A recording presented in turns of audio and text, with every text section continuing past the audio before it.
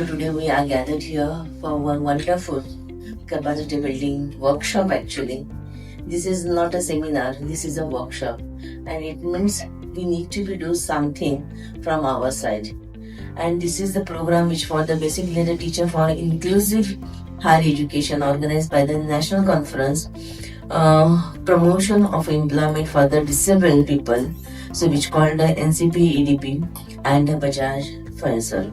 So today's gathering is not actually a seminar and it is the workshop when we are saying that. So in this workshop, what we supposed to do, so I think we are come together for equitable education. We are come for the accessible education and we are come for the empathical educational pathway. So these three words, three concepts, three understanding is most important in concept in the according to the people, according to teacher. But basically, I'm talking about the all professor, teachers, and NGO organizer, and many people are here. Actually, this is very selective people, but they are working and they are mainstream. They are contributing their work towards the person with the disability. So I think be a teacher educator. So my perspective regarding this workshop is that actually we are a path maker and we are trying to make something new from this workshop. So without financial support, just Ujjwal ma'am has mentioned that they are a part of to give the scholarships. Without scholarships, without financial aids, we cannot achieve the success in our life. If we talked about be a person, normal person, abnormal person, whatever person with a disability, we need a finance, and Bajaj Finance is the most vibrant organization. They are giving the many supports for the all person with the disabilities to take their own education and survive in this society. If you talked about the higher education, so higher education is existing without equity and inclusion is no meaning actually. So equity and inclusion, if comes together, then higher education takes a place for the person with the disability. And inclusion, not actually what is the inclusion we are talking about. So instead of saying the what is the inclusion, I would like to say first is the inclusion is not a, you can say the charity. There is no inclusion. Inclusion means not a sympathy. Inclusion means not a legal checkout only as per the person with the disability guidelines is given, as per the UGC guidelines is given, and this is a checklist. Completion of a checklist means the inclusion. No any PWD acts means inclusion. So what is the inclusion? So inclusion is the fundamental right of each and every individuals. So I think that individual person is have a fundamental right to survive in a whatever the environment, whatever the school, whatever the institute, wherever. So I think that is the fundamental right, and for that fundamental right we are talking today. So it is not come by a word only a fundamental right. मतलब लिख दिया fundamental right है, हमारा मूलभूत अधिकार है और वो मिल गया, वैसे नहीं होता है. वो होने के लिए we have to do something. So what is that? I think UGC आज के जो टॉपिक्स है वो बहुत ही सही तरीके से इसको रखा गया है. जैसे अभी धनंजय ने कहा कि this is a one day workshop, and within this one day workshop what we are going to be focus that is the UGC comprehensive accessibility guidelines and the standards guidelines for the higher education also. Reasonable accommodation for the person with the disability, digital accessibility and academic leadership and advocacy. These are the 4-5 areas where we are today are going to be discussed with the all experts. I am not a expert from this all area, but be a educationalist, be a sociologist, I would like to say that without this inclusion perspective from the society, we can't achieve these all goals. So I think inclusive pedagogy is my perception. So inclusive pedagogy क्या है? सो ये सारे बच्चे जो हैं, आज का youth जो है, आज का जनरेशन है, सो बहुत जल्दी वो एब्सॉर्ब कर सकता है किसी भी बात को, वो बहुत जल्दी से कैच करता है। तो ये कैच करना, एब्सॉर्ब करना, उसको ग्रास्प करना, ये जो कैपेसिटी है, सो इस कैपेसिटी को हम किस तरीके से इन्हांस कर सकते हैं, ये बहुत बड़ा सवाल है।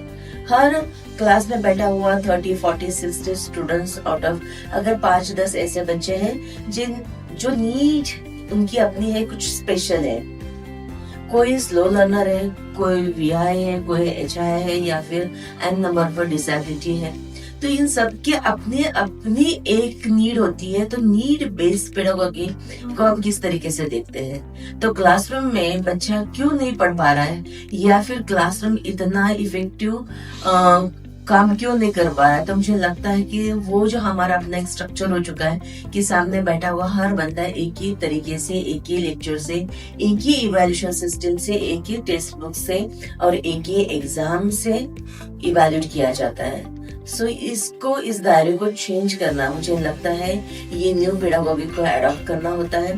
तो ये पेडागोगी अकॉर्डिंग टू स्टूडेंट्स फिर लर्नर्स नीड, वो किस तरीके से चेंज किया जाए। सो फ्लेक्सिबल क्लासरूम की जब हम लोग बात करते हैं, तो मुझे लगता है कि उस इंस्टीट्यूशन की अपनी जरूरतें क्या है, उस इंस्टीट्यूशन में आने वाले उस पर्सन विद डिसेबिलिटी के अपने नीड्स क्या है।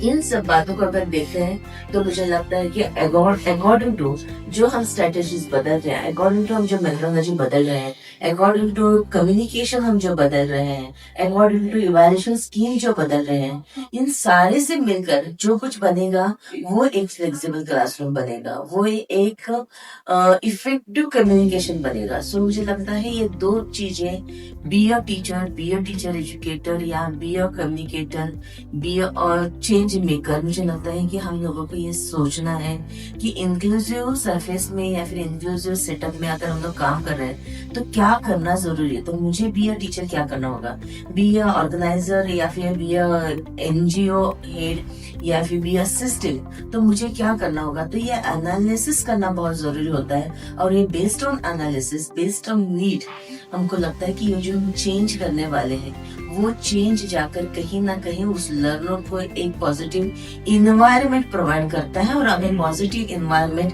एक कंडेंसिंग इन्वायरमेंट अगर अपने आप क्रिएट हो जाता है, तो उसके बहुत सारे सवाल अपने आप कम हो जाते हैं।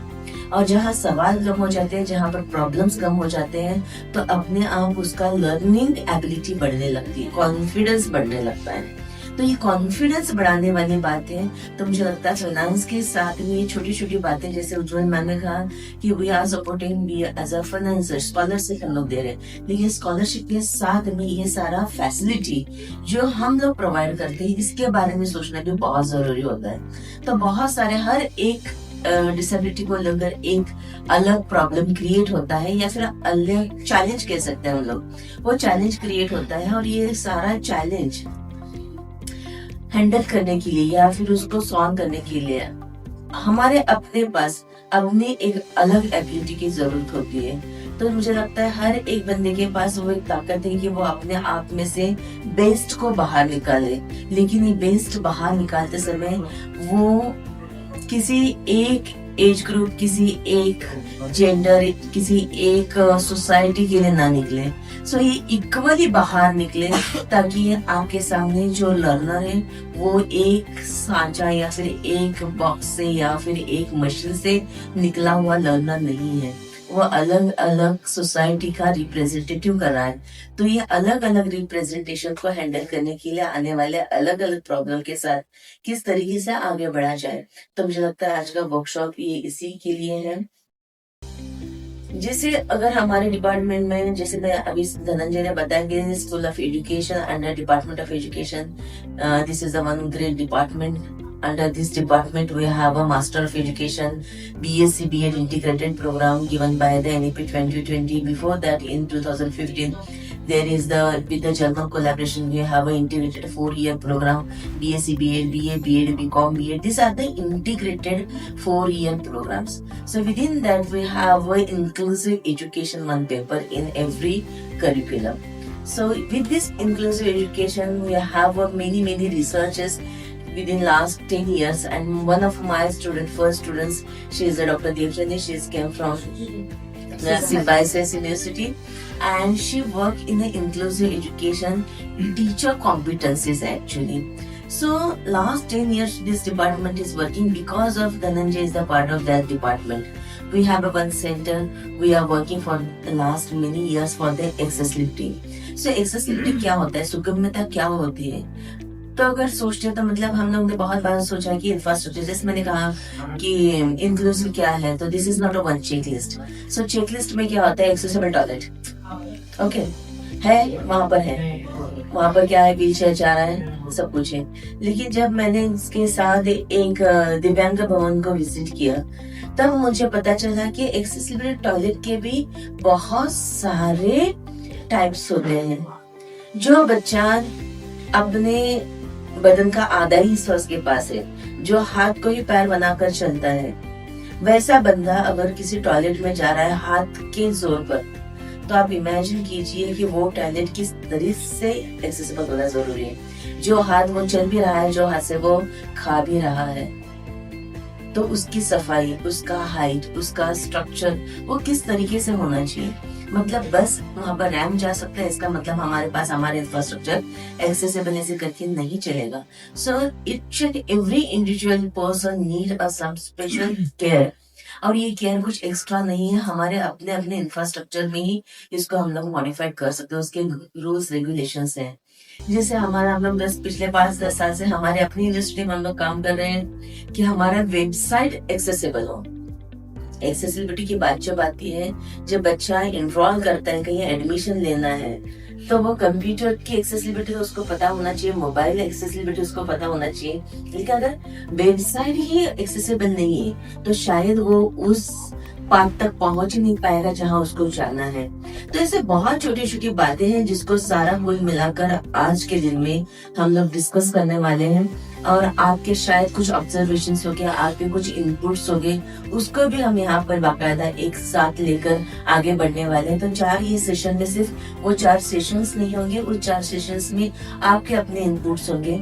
और शायद मुझे लगता है कि आज के इस वर्कशॉप का एक व्हाइट पेपर हो, ताकि इस सारे कॉन्सेप्ट को लेकर आए वाले सारे जो रिमार्क्स है, फीडबैक से या फिर इनपुट्स के लिए इस चारों थीम्स को लेकर कुछ एक राइटर बने, ताकि इस वर्कशॉप का एक आउटपुट हम लोग आगे कहीं जाकर, मुझे लगता है एनसीपीडीपी के अंतर्गत इसको कहीं और एक्सपोज कर सके, ताकि ये गवर्नमेंट तक पहुंचे. और शायद आज का एक फ्रूटफुल पाथ जो आपका है, वो कहीं जाकर किसी एक बच्चे की एक्सेसिबिलिटी के लिए कुछ तो मददगार साबित हो. तो मुझे लगता है आज का दिन इसके लिए सक्सेसफुल हो. और be the champion of change of this era. You are coming here, so I wish to all to be a participant here, and most welcome with your ideas, your problems, your suggestions, your new path, whatever the reform you need from your side. So all this will be going to be discussed within that particular topic, and that all suggestions, recommendation will be going to be considered for the further successful and accessible path. Thank you so much for calling me and giving the opportunity to me here to be with you, be one family member. Thank you, Ujjwal ma'am. Thank you once again so much.